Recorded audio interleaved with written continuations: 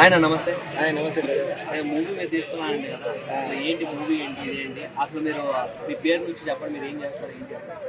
So ప్రేక్షక మహాశైలు ముఖ్యంగా మా హృదయపూర్వక ధన్యవాదాలు. సో అందరికీ నూతన సంవత్సర శుభాకాంక్షలు 2026. నా పేరు నరేష్ చిట్లపై. నరేష్ ఆ, నరేష్ అనే వ్యక్తి ఎవరు? ఫస్ట్ ఆఫ్ ఆల్ ఎక్కడి నుండి వచ్చాడు, ఏంది ఈ కథా విషయం గురించి నేను నిన్న కూడా మన కృష్ణకాంత్ పార్క్ నుండి వెయిట్ చేసి చూస్తున్నాను కొన్ని సందర్భంగా. So thank you, love you all ఎవరి వన్. సోషల్ మీడియా మీ ఇన్ఫ్లుయెన్స్ ద్వారానే ఎంతో మంచి సందేశాలు మీరు అప్డేట్ చేస్తున్నారు. నిజంగా రియలీ ముఖ్యంగా సోషల్ మీడియా యోధులకు నా హృదయపూర్వక ధన్యవాదములు. నా పేరు నరేష్ చిట్లపై అంటారు. కొనసాగేది మళ్ళీ చెప్తున్నాను, నేను national dance choreographer, film industry artist. దాదాపు అంటే మా ఊరి పేరు వచ్చి Chikatimanipalli. So Anantapuram district ending border, Chittoor entrance border, Molakacheruvu పక్కన ఉంటుంది 3 కిలోమీటర్లు. ఇటువైపు వస్తే అనంతపురం డిస్టిక్ ఉంటుంది. సో నా ప్రస్తావన అనేది ఇంకా మొదలు పెడదాము. సో ముఖ్యంగా ఏంటంటే ఈ సినిమా ఫీల్డ్కి నేను ఎందుకు రావాలి అనే విషయం పైన ముఖ్యంగా ఏంటంటే నేను మా చీకటిమానిపల్లి చదువు అయిపోయిన అనంతరం తర్వాత మదనపల్లికి వెళ్ళాల్సి వచ్చింది. నేను చదువుకున్న సందర్భంలో విక్రమార్కుడు మూవీ నేను చూశాను. విక్రమార్కుడు మూవీ నిర్మించినటువంటి గౌరవమైనటువంటి పెద్దలు, ఫిలిం ఇండస్ట్రీనే సేక్ చేయనటువంటి ప్యాన్ ఇండియా లెవెల్ స్టార్ అయినటువంటి ఎస్ఎస్ రాజమౌళి గారికి ముఖ్యంగా నా హృదయపూర్వక ధన్యవాదాలు. ఈ చిత్ర నిర్మాణానికి పనిచేసిన యూనిట్ ప్రతి ఒక్కరికి ధన్యవాదాలు. అదేవిధంగా రవితేజ్ అన్న గారు కావచ్చు, అదేవిధంగా అనుష్క మేడం కూడా కావచ్చు, ఆ బీహార్ వీరన్ అయితే కావచ్చు, అజయ్ అన్న చేసినటువంటి టిట్లా బాయ్ అనే క్యారెక్టర్ నా లైఫ్ని ఇంపాక్ట్ చేసింది.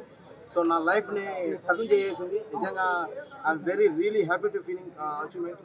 సో ఈ సినిమా నేను చూసిన సందర్భంలో, నేను చదువుకున్న సందర్భంలో ఒక షూట్ జరిగింది అనమాట. ఇది మా మదనపల్లిలో లక్ష్మీ కళ్యాణ్ మూవీ షూట్ జరిగింది. నందమూరి కళ్యాణ్ రామన్ గారు ఇందులో హీరోగా చేశారు. మూవీ డైరెక్టర్ వచ్చేసి తేజ గారు. మన ఫిలిం ఇండస్ట్రీకి తొలి అడుగు వేసినటువంటి నేల మా మదనపల్లి ఘనత. నిజంగా thank you so much. Kajal madam గారు ఇప్పుడు మంచి స్థాయిలో, ఉన్నతమైన స్థాయిలో ఉన్నారు, మంచి మూవీస్ కూడా చేస్తున్నారు. నిజంగా thank you God and everything. So ఇంకా కథలేకపోదాం. ఏంటంటే దాంట్లో మా బీటీ కళాశాలలో, బీటీ కళాశాల అనేది ఎక్కడుంది? బీటీ కళాశాల అనేది భారతదేశంలో ఉన్న 140 కోట్ల యొక్క ప్రతి ఒక్క దేశభక్తుల యొక్క సగౌరవంగా తల ఎత్తుకొని పాడగలుగుతున్నారంటే డాక్టర్ బిఆర్ ప్రపంచ మొట్టమొదటి నోబెల్ గ్రహీత డాక్టర్ రవీంద్రనాథ్ ఠాగూర్ గారు, మంచి రచయిత, కవి. సో ఇతను వచ్చేసి మా మదనపల్లి బీటీ కళాశాలకు రావడం జరిగింది 1913లో. The morning song of India అంటారు గాయస్. యాక్చువల్గా చెప్పాలంటే జనగణమన అనేది ఏమంటే the morning song of India. దానికి ట్యూనింగ్ చేశారు మా కాలేజీలో 1913లో. ఈ కళాశాల ఎక్కడుందంటే ఈ కళాశాలను ఎవరు నిర్మించారంటే అమ్మగారు అనివిశెట్టి అమ్మగారు ఈ యొక్క బీటీ కళాశాలను నిర్మించడం జరిగింది. ఎంతోమంది మహనీయులు, ఎంతోమంది ఘన చరిత్ర కలిగినటువంటి ఇప్పుడు ఉన్నటువంటి విద్య, వైద్య, వైజ్ఞానిక అన్ని రంగాల్లో ఉన్న సీఎం అయినటువంటి వాళ్ళు ఉన్నారు. అదేవిధంగా ఈ యొక్క ప్రస్తావన అనేది మీరు గూగుల్లో సెర్చ్ చేసినా, హిస్టరీ పరంగా ఏదో చూసినా కానీ మీకు ప్రత్యక్షంగా పరోక్షంగా మీకు ఉండగలుగుతాయి. నేను అదే బీటీ కళాశాలను వచ్చినటువంటి ఒక వ్యక్తిని. సో ఇక్కడ జరిగే సందర్భంలో నాకు చిన్న సిచ్యువేషన్ జరిగింది. షూటింగ్లో బిజీగా ఉన్నటువంటి అజయ్ అన్న గారు కొద్దిగా ఫ్రీ టైంలో వచ్చి అన్నగా నేను లైవ్లో చూడడం జరిగింది. అప్పుడు అన్న ఫ్రీ టైంలో వచ్చి చూశారు షూటింగ్ టైంలో. అదే టైంలో నేను షూట్ జరుగుతుంది. ఏం షూట్ జరుగుతుందంటే అక్కడ అజయ్ అన్న గారు శ్రీనివాస్ రెడ్డి గారిని చేజింగ్ సీన్ ఉంటుంది. వాళ్ళ అప్పుడు రూమ్లో బంధించుంటారు. అప్పుడు వెళ్ళి సీన్ జరుగుతుంది. ఆ సీన్లో డైలాగ్ కూడా చెప్తాను నేను. ఎంత అందంగా ఉన్నావే కొరుకో, దాన్ని వదిలే నన్ను వదిలే. అప్పుడు ఆ సీన్ జరిగే సీక్వెన్స్ చూద్దామని చెప్పి వెళ్ళా. అప్పుడు అజయ్ అన్న ఇట్లా గుడ్లో పట్టుకొని ఏదైతే తలుపు ఉందో తలుపు పగలు కొట్టాలి. ఆ సీన్ జరిగే సిచ్యువేషన్లో అరే అన్న అక్కడ కలిసారు, సినిమాలు చూడము మళ్ళీ దగ్గరగా చూడడం అనేది ఆశ్చర్యం వేసింది నాకు. చాలా హ్యాపీగా ఫీల్ అయినా. సరే ఏముంది చేస్తాను చూద్దామని చెప్పి వెళ్ళారు. అక్కడ ప్రొడక్షన్ వాళ్ళు ఉన్నారు. ఏమనుకోద్దండి, ఎవరు పడితే వాడు వచ్చిందని మీ ఊర్లో జరిగి ఏమన్నా జాతర అనుకుంటున్నావా లేకపోతే మీ వీధి నాటకాలు అనుకుంటాను. ఫస్ట్ బయట వెళ్ళాను. వాడి అమ్మ ఏంది అని ఆశ్చర్యపోయినా. నేను ఒకటే లక్ష్యం పెట్టుకున్నా, ఎవరైతే ఏదైతే వాళ్ళు ఉన్నారో వాళ్ళ మాటలకి నిదర్శనం ఈరోజు నేను దాదాపుగా సెబాస్టియన్ మూవీలో చేశాను, సైతాన్ అనే ఓటీటీ వెబ్ సిరీస్లో చేశాను, అదేవిధంగా న్యూసెన్స్లో చేశాను, ఈ మధ్య వచ్చినటువంటి స్కూల్ లైఫ్ మూవీలో చేశాను. విధాత అనే మూవీ రిలీజ్ దగ్గరలో ఉంది.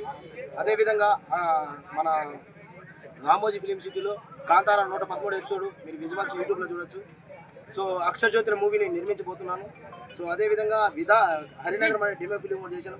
దాదాపుగా మా మదనపల్లిలో ఉన్నటువంటి డైరెక్టర్ ద్వారా ఏఎం ఫనీ అఖిల్ అనే ఛానల్లో దాదాపు 25 షార్ట్ ఫిల్మ్ చేశాను. మంచి నటుడిగా గుర్తింపు వచ్చింది.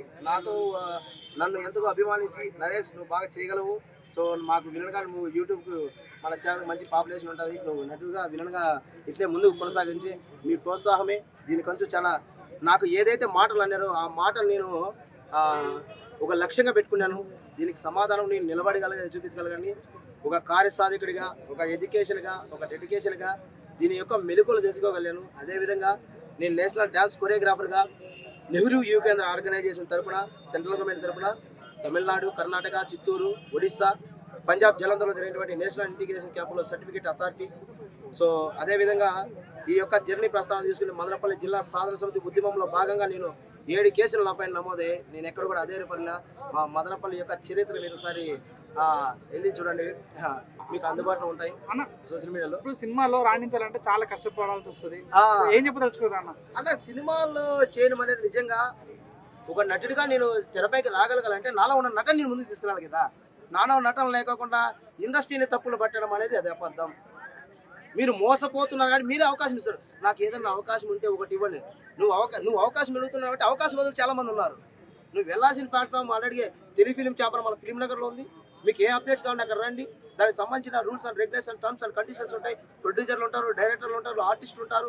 ఒక మూవీ తీయడానికి అనేటువంటి మీ యొక్క మెలకులు, మీకు ఉన్నటువంటి మీ యొక్క ఆలోచన విధానం, మేధోశక్తికి సంబంధించిన మంచి మంచి వ్యక్తులు ఉండగలుగుతున్నారు. వాళ్ళు సంప్రదించండి. కొత్త వాళ్ళని ఎంకరేజ్ చేయరు అన్నట్టు అది తప్పు కాదు. కొత్త వాళ్ళు ఎంకరేజ్ చేయడం అనేది తప్పు కాదు. ఇప్పుడు కొన్ని వేల కోట్ల లక్షల బడ్జెట్ పెట్టి సినిమాలు తీయగలుగుతున్నారు. ఒక రోజు షూట్ డిలే అయితే అది ఎంత బడ్జెట్ లాస్ అవుతుందో మీకు అందరికీ తెలిసిన విషయం. నేను మళ్ళీ ప్రత్యేకంగా చెప్పనవసరం లేదు.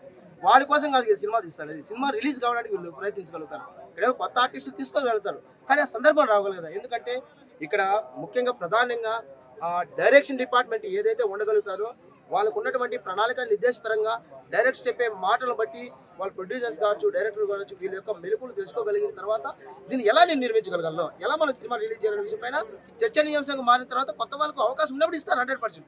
అది ఇప్పుడు ఎంతో మంది ఊరు నుంచి ఎర్రబస్ ఎక్కొచ్చి హీరో కావాలి శ్రీనగర్ కాలంలో చాలా తిరుగుతూ ఉంటారు.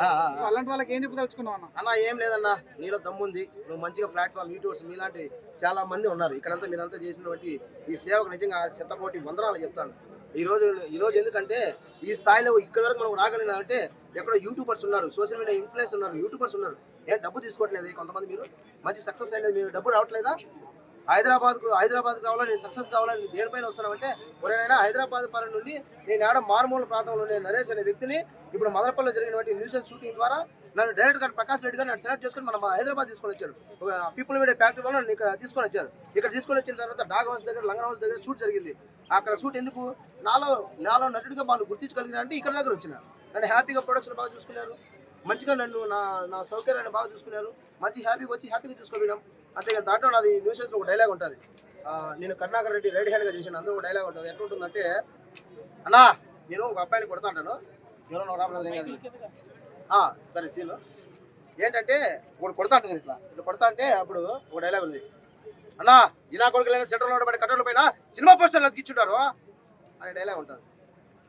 ఇలాంటివి చేయగలగాలంటే మనం ఆర్టిస్ట్గా మనం బాగా మెలుపులు చేసుకోగలగాల. సాధన మెయిన్ ఇంపార్టెంట్.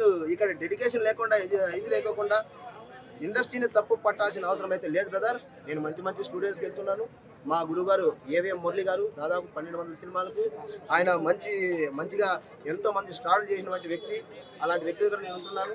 ఈ సినిమా అతి దగ్గరలో కూడా మన మూవీ అప్డేట్స్ కూడా మీకు దగ్గరలోనే నేను మీ ముందుకు వచ్చి మళ్ళీ నేను అప్డేట్ ఇస్తాను. అన్నప్పుడు సినిమాలో రావాలంటే హైట్, వెయిట్ అందంగా ఉంటేనే తప్ప హీరోలు కాలేకపోతున్నారని బయట టాక్ నడుస్తుంది. దాని గురించి మీరేం చెప్పదలుచుకున్నారు? అన్న ఇక్కడ హైటా, వెయిటా, కట్అవుటా కాదు కావాల్సింది. ఇప్పుడు జబర్దస్త్ ప్లాట్ఫామ్ ఉంది. ఎంతమందికి తీసుకోవాలని చెప్పండి. కొత్త వాళ్ళు ఎక్కడెక్కడో ఆమె ఎవరు కుర్చీ తాత ఆ కుర్చీ మడత పెడితే కొడతాను. మీ ద్వారా నేను ఆ స్టేజ్ వరకు వెళ్ళాను. ఇంకొచ్చేసి కొత్తగా ఇక్కడ మీరు చాలా మందిని, మీరు ఎవరైతే ఇంటర్వ్యూ చేసిన వ్యక్తులు, ఇక్కడ ఎవరైతే మీరు ఇంటర్వ్యూ చేశారో ఆ వ్యక్తులను మంచి వెలుగలుగుతున్నారు. ఇక్కడ ఏదో చేసినాం మేము సక్సెస్ అయిన వైరల్ అయిపోయి పడిపోవడం కాదు ఇక్కడ ఇంపార్టెంట్. నడవడిక, తీరు, క్రమశిక్షణ, పద్ధతిగా, గౌరవంగా ఉండగలిగితే మీకు ఏ ప్లాట్ఫామ్ ఈజీగా రాగలుగుతాయి.